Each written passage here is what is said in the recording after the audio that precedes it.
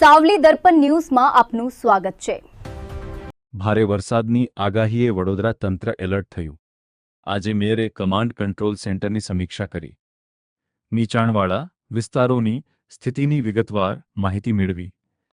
જળભરાવ અટકાવવા અધિકારીઓને જરૂરી સૂચનાઓ અપાઈ।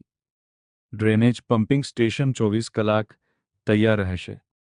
ફાયર ઇમરજન્સી ટીમોને હાઈ એલર્ટ પર રાખાઈ। કંટ્રોલ રૂમ સતત વરસાદી સ્થિતિ પર નજર। બિનજરૂરી બહાર નહીં નીકળવા નાગરિકોને અપીલ કરાઈ। આજે વરસાદી સંજોગોમાં તંત્રે સંપૂર્ણ તૈયારી દર્શાવી।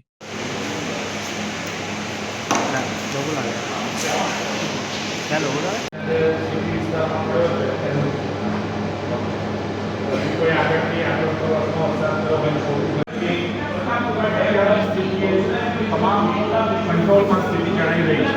નજીકના સ્થળમાં જો વરસાદની આગાહી છે તેના સંદર્ભે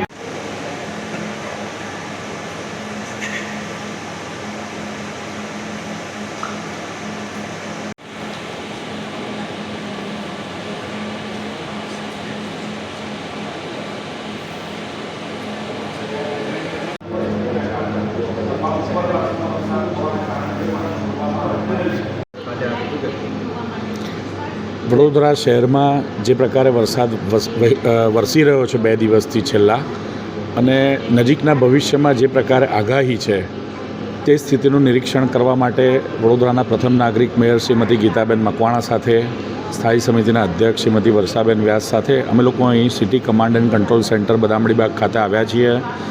હાલની પરિસ્થિતિ જોતાં વડોદરા શહેરની અંદર એ જનજીવન સામાન્ય રીતે ચાલવાનો વિષય હોય તો ખૂબ સામાન્ય જનજીવન જે રીતે ચાલતું હોય તે જ પ્રકારે સમગ્ર વડોદરામાં નોકરી ધંધા કે શિક્ષણ સંદર્ભે જનજીવન યથાવત છે।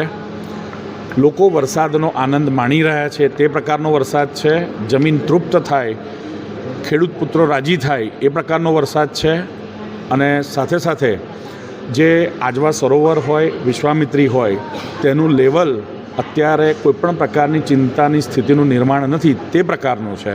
પરંતુ નજીકના સમયમાં કોઈપણ આકસ્મિક પરિસ્થિતિનું નિર્માણ થાય તો તેના સંદર્ભે વડોદરા મહાનગરપાલિકાનું તંત્ર સજ્જ છે કે કેમ તેની ઝીણવટભરી ચોકસાઈ કરવા માટે અમે લોકો city command and control centre ખાતે આવ્યા છીએ।